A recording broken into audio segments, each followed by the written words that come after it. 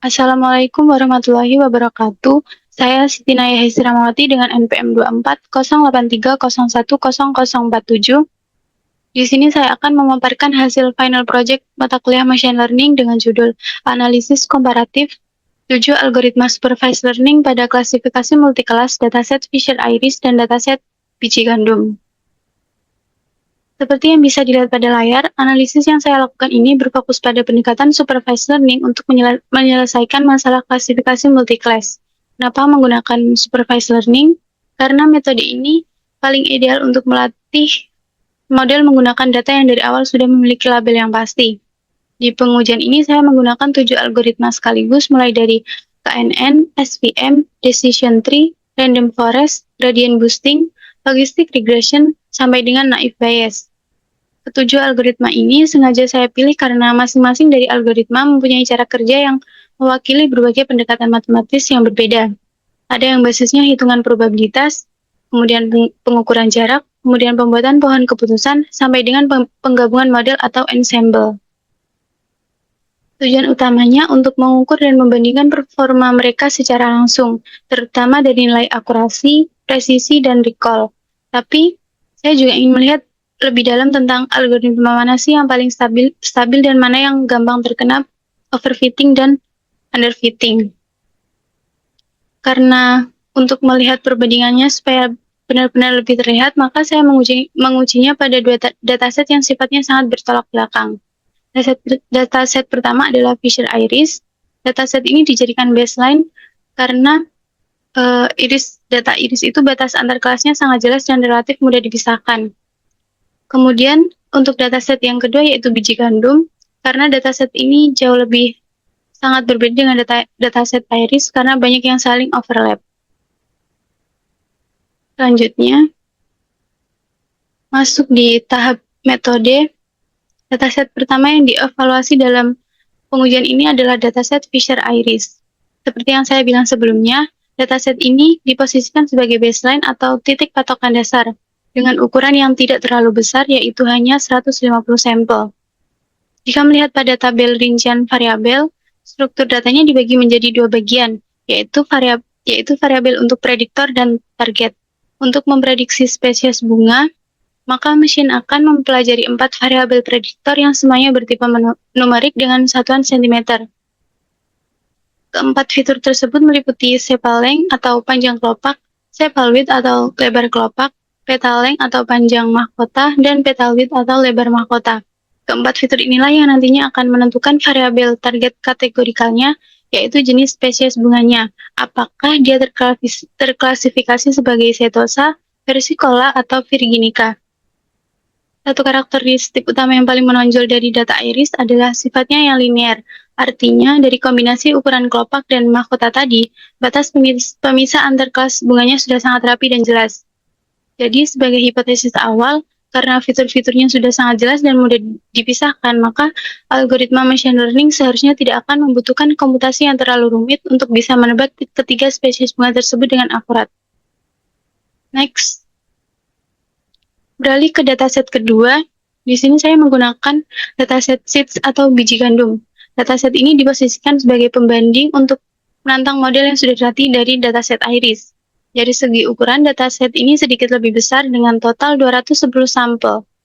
Jika diperhatikan pada tabel rincian variabel, dimensi fiturnya juga jauh lebih kompleks dibandingkan dengan bunga iris tadi. Di sini terdapat 7 variabel prediktor numerik yang mengukur struktur geometris dari biji gandum. Seharusnya, mesin harus menganalisis mulai dari luas penampang atau area, kemudian ukuran keliling luar atau perimeter, tingkat kepadatan, panjang dan lebar kernel gandum, koefisien asimetri yang melihat seberapa tidak beraturnya bentuk gandum, sampai panjang alur lekukannya atau groove length.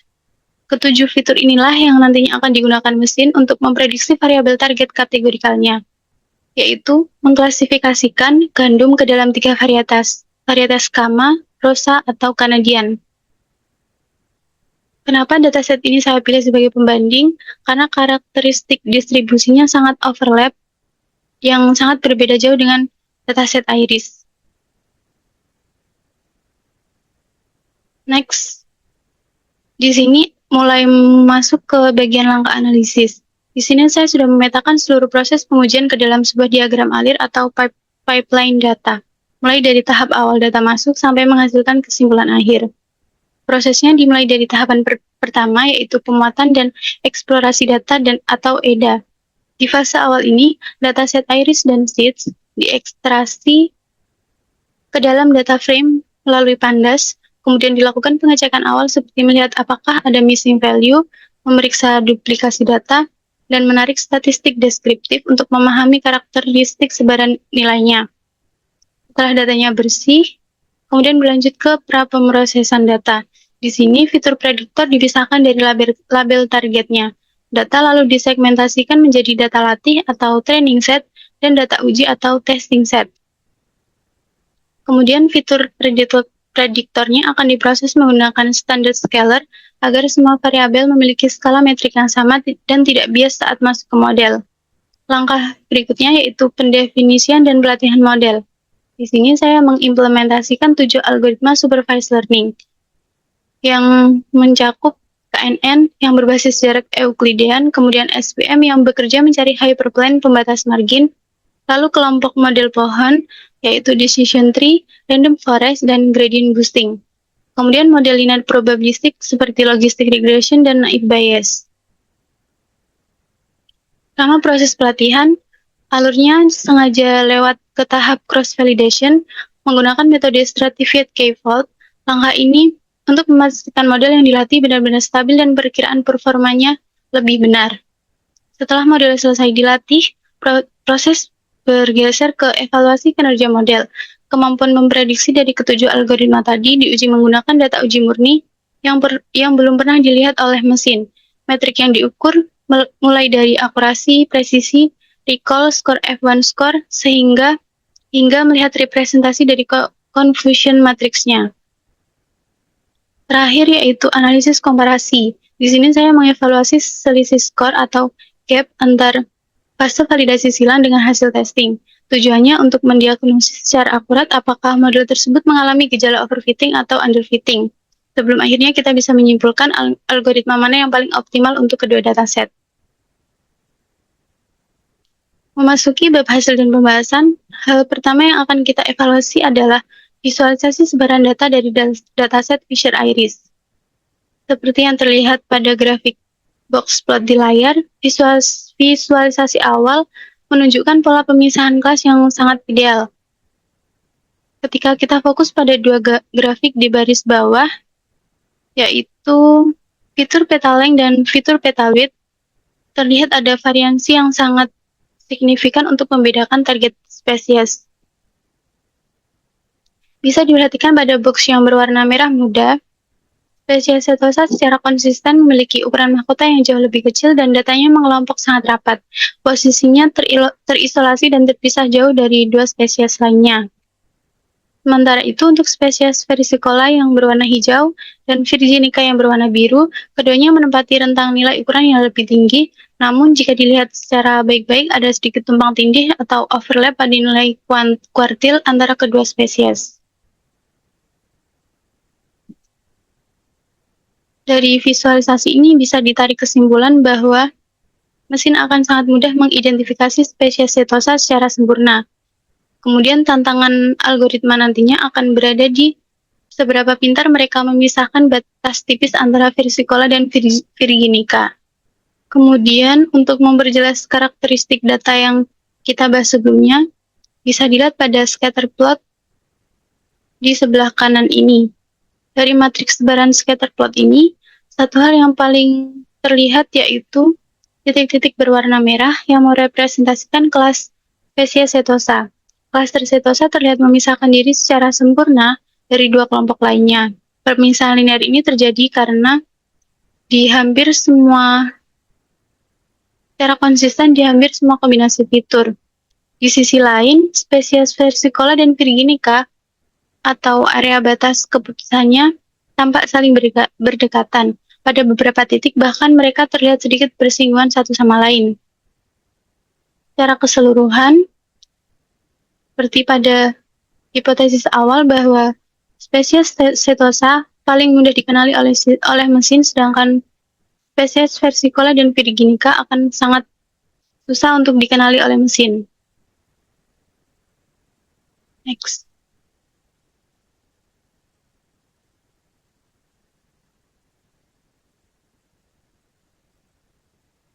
Beralih ke visualisasi sebaran data untuk dataset biji gandum, berbanding terbalik dengan kondisi ideal pada dataset iris.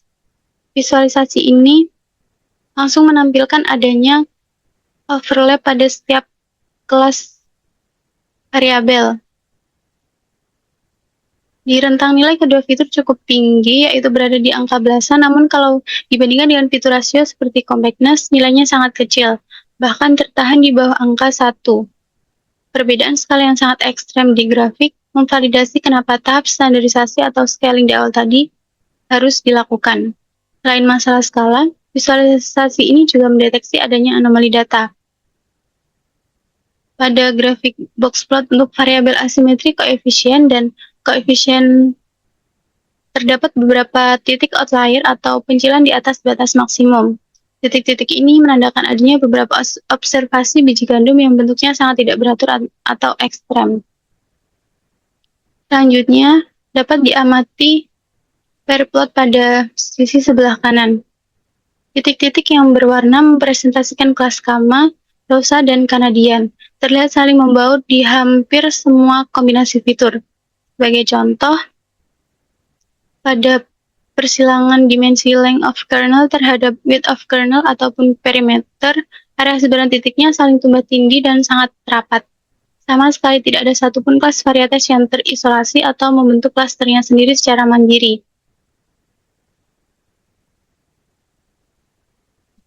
Next.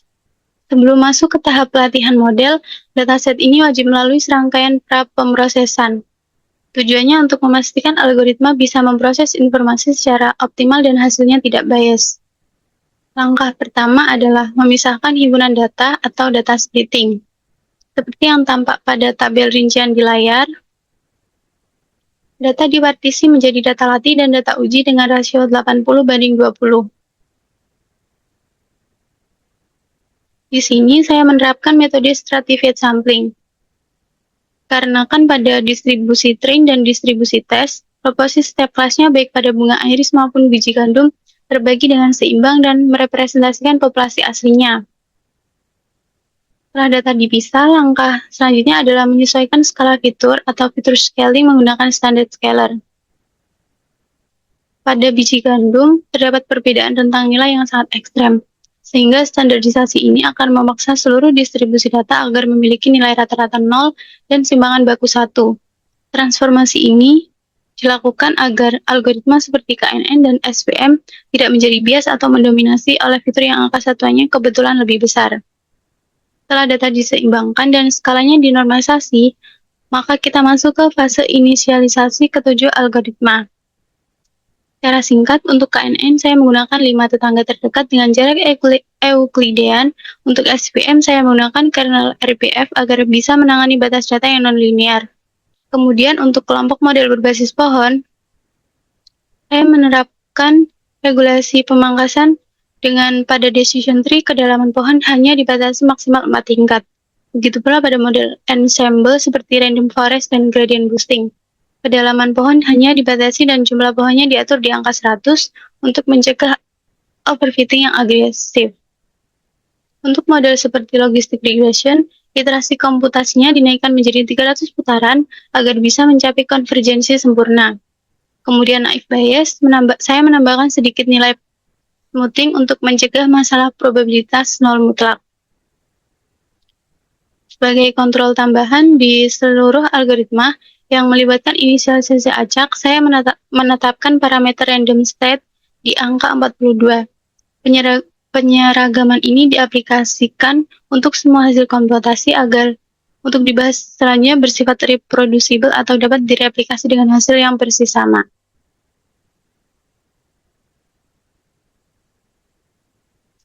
Selanjutnya pada hasil pengujian inti yaitu perbandingan metrik evaluasi dari ketujuh algoritma saat memproses data Fisher-Iris. Seperti yang tampak pada grafik, ada sebuah tren yang terjadi dari 7 algoritma yang dilatih. 5 di antaranya yaitu SVM, Decision Tree, Random Forest, Gradient Boosting, dan Naive Bayes berhasil mencetak skor identik.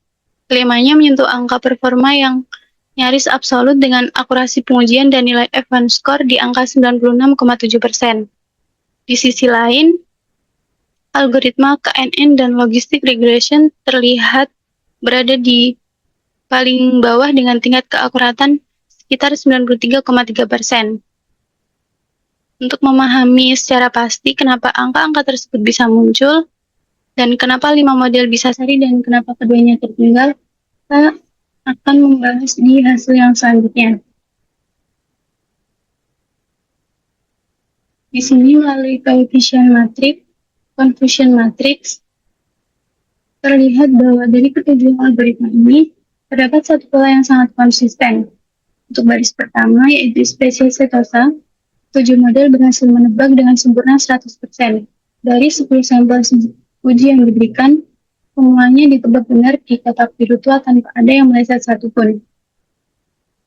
Dari hasil ini, maka akan mengonfirmasi temuan eksplorasi data di awal tadi, di mana ukuran kelopak spesies setosa memang terisolasi dan paling beda sendiri. Nah, kemudian di spesies versicola dan virginica, karena ukurannya sangat mirip, area ini sering tertukar. Pada matriks milik algoritma KNN, model ini terlihat cukup kesulitan. Dari 10 sampel bunga virginica, mesin KNN gagal mengenali 2 sampel dan justru salah menebaknya sebagai kelas lain, sehingga nilai recall-nya jatuh ke angka 80%.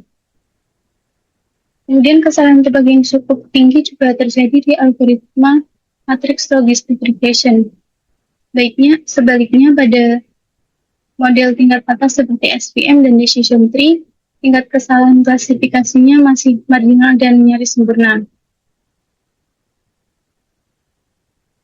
Namun untuk menentukan algoritma terbaik dan dari akurasi tebakan akhirnya saja, maka evaluasi analitik juga harus meninjau kualitas proses pembelajaran mesin melalui selisih skor training dan cross validation. Dari pengujian ini, ada satu anomali pada algoritma gradient boosting. Meskipun dia mencetak akurasi akhir yang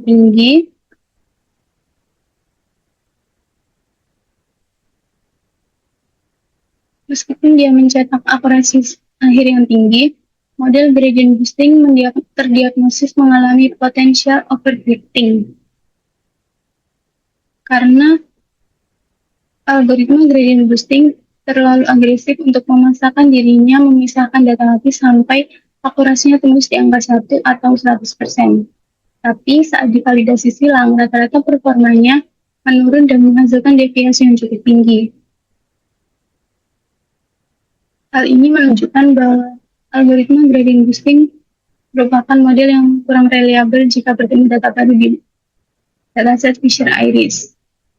Maka dari itu, dengan melakukan pembentukan terhadap seluruh aspek, mulai dari akurasi testing, keseimbangan presisi dan recall, hingga stabilitas generalisasi, maka analisis ini menyimpulkan bahwa SVM dengan kernel RBF adalah algoritma klasifikasi terbaik untuk dataset Fisher-Iris.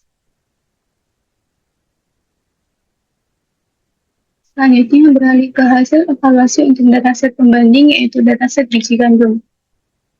Kalau di pengujian dataset Fisher-Iris sebelumnya, kita melihat banyak model yang kemampuannya seri dan nyaris sempurna, maka perbandingan di uji data biji gandum terlihat sangat berbeda.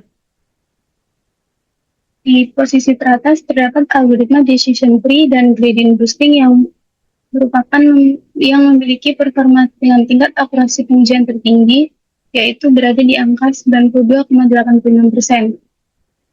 Kemudian disusul oleh Random Forest, KNN, dan SVM yang sama-sama tertahan di angka akurasi 90,48%.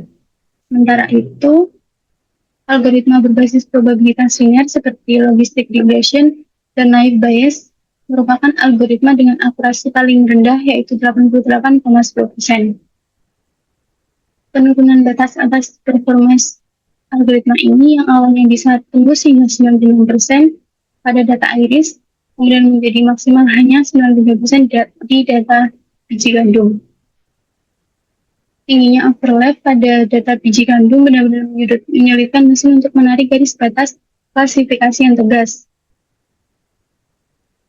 Selanjutnya, jika diamati pada metrik visualisasi conversion matrix, maka dapat diperhatikan metrik milik KNN, SVM, Random Forest, dan Logistic Regression. Mereka semua berhasil mencetak angka sempurna untuk kelas Kanadian, yaitu berhasil menebak ke 14 sampel tanpa ada yang salah masuk ke sampel lain. Akan tetapi, pada baris pertama yaitu saat mengklasifikasikan varietas gamma, karena bentuk varietas gamma ini sangat tumpang tindih dengan yang lain, mesin jadi sangat kebingungan. Di matriks algoritma logistic regression, dari 14 sampel gamma, model ini hanya berhasil menebak 9 dengan benar. Sementara sisanya salah tebak dengan tingginya angka kesalahan spesifik pada kelas gamma ini, maka itulah yang menarik akurasi global mereka menjadi sangat rendah. Kemudian di algoritma decision tree, model ini berhasil menebak dengan benar pada kelas gamma menjadi 12 sampel. Kemampuan decision tree membangun aturan atau rule base yang spesifik membedah batas tumpang tindih angka yang pada akhirnya mengantarkan algoritma tersebut ke peringkat pertama dalam pengujian kali ini. Meskipun decision tree dan gradient boosting keluar sebagai pemenang di secara angka, analisis mendalam pada metrik cross validation gap membongkar adanya krisis stabilitas. Kedua algoritma berbasis pohon tersebut terdiagnosis mengalami kondisi overfitting yang lumayan parah. Mereka memaksakan diri menghafal seluruh tentang data pelatihan hingga tembus angka sempurna. Namun, ketika diuji reliabilitasnya melalui cross validation, performanya menjadi turun sangat rendah. Sebaliknya, kalau dilihat pada kelompok algoritma dengan skor yang sedikit lebih rendah seperti SVM, KNN, dan Logistic Regression, mereka justru menampilkan arsitektur generasi yang jauh lebih sehat dan stabil. Jadi, pengujian pada dataset biji gandum ini memunculkan pertanyaan apakah kita akan mengejar akurasi tinggi pada dataset atau mempertahankan stabilitas model jangka panjang. Berdasarkan angka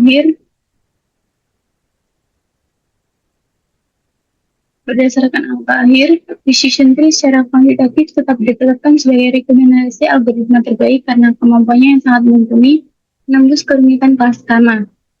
Namun, efektivitas yang tajam ini membutuhkan hyperparameter tuning seperti pemangkasan kedalaman pohon untuk memastikan model tersebut tidak overfitting dan tetap dapat dianjurkan di implementasi dunia nyata. Next. Setelah membedah algoritma di masing-masing dataset, tahapan terakhir dari analisis ini adalah melakukan analisis sintetis komparatif. Jika diperhatikan pada grafik tes akurasi, grafik ini berwarna biru yang mewakili performa pada dataset iris dan batang yang berwarna merah mewakili dataset biji gandum. Terlihat ada perbedaan yang sangat mencolok pada batas atas performa mesinnya. Pada deretan batang biru, pada deretan dataset Fisher Iris, mesin dengan sangat mudah menyentuh batas akurasi 96,67%. Bahkan, angka ini dicapai secara seragam oleh 5 algoritma sekaligus. Tingginya deretan batang tersebut membuktikan bahwa jika data kita bersih dan memiliki batas fitur yang linear secara rapi, maka algoritma tidak akan membutuhkan komputasi yang terlalu rumit untuk bisa memahaminya. Namun pada dataset biji gandum, batas atas akurasi tersebut langsung terkoreksi turun menjadi 92,86%.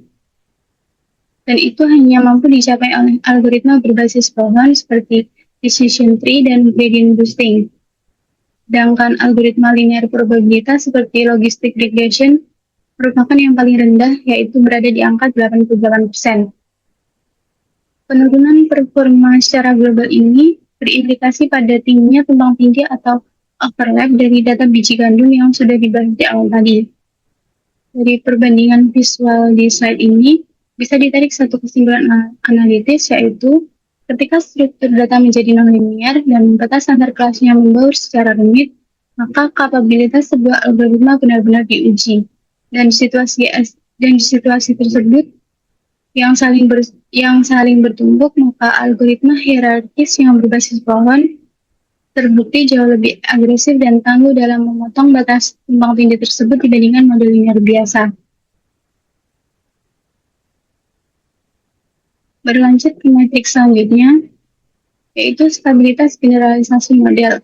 Mengapa bagian ini sangat penting? Karena dari pengujian ini kita akan mempelajari tentang akurasi yang tinggi itu tidak selalu mencerminkan bahwa model tersebut sehat. Pada grafik cross validation akurasi di layar, batang hijau mewakili dataset iris dan batang oranye mewakili dataset biji gandum. Garis hitam di atasnya menunjukkan tentang deviasi atau seberapa fluktuatif performa model tersebut. Pada dataset iris, semuanya terlihat aman. Seluruh batang hijau menampilkan performa yang stabil dengan tingkat deviasi yang sangat minim. Gap antara skor saat latihan dan pengujiannya nyaris mendekati 0. Namun pada dataset biji gandum, algoritma decision tree dan gradient boosting menunjukkan kerentanannya terhadap komputasi yang fatal. Meskipun kedua model ini memenangkan skor akurasi tertinggi di slide sebelumnya, namun dari visualisasi ini terbongkar bahwa keduanya mengalami overfitting parah dan gagal menggeneralisasi. Hal ini terjadi karena adanya kelemahan bawaan dari model berbasis pohon.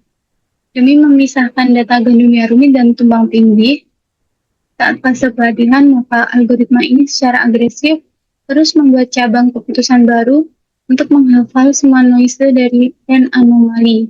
Akibatnya, saat model ini diuji kembali pada data validasi silang, fleksibilitasnya hilang dan performanya langsung merosot. Sebaliknya, jika kita mencari model dengan arsitektur paling sehat, jawabannya ada pada di SVM. Model SVM menunjukkan stabilitas generalisasi yang paling konsisten di kedua dataset. Bukti empiris ini menegaskan bahwa pendekatan pemisahan berbasis ruang spasial atau hyperplane milik SVM jauh lebih tangguh menahan noise data dibandingkan dengan aturan hierarkis milik algoritma pohon.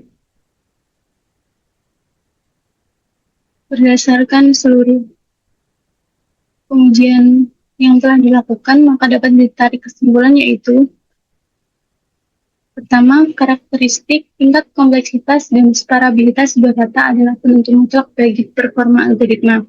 Sehebat apapun arsitektur sebuah mesin, maka dia akan selalu tunduk pada topologi data yang diumumkan kepadanya. Yang kedua, pada himpunan data yang batas strukturnya rapi dan linear seperti dataset Fisher-Iris, algoritma tidak membutuhkan beban komputasi yang rumit. Di sini, SVM dengan kernel RBF keluar dengan model yang paling ideal. Dia memberikan nilai akurasi maksimal di angka 96,67% dan menampilkan stabilitas generalisasi yang paling konsisten tanpa ada celah overfitting. Ketiga, ketika dihadapkan pada dimensi data yang kompleks dan saling tumpang tindih seperti biji gandum, batas atas korelasi global langsung menurun. Algoritma hierarkis seperti decision tree terbukti menjadi algoritma yang paling tajam untuk membedah kelas minoritas yang membaur.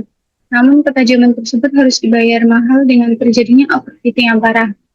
Model tersebut butuh diregulasi dan dipangkas dengan sangat ketat agar bisa diimplementasikan secara aman.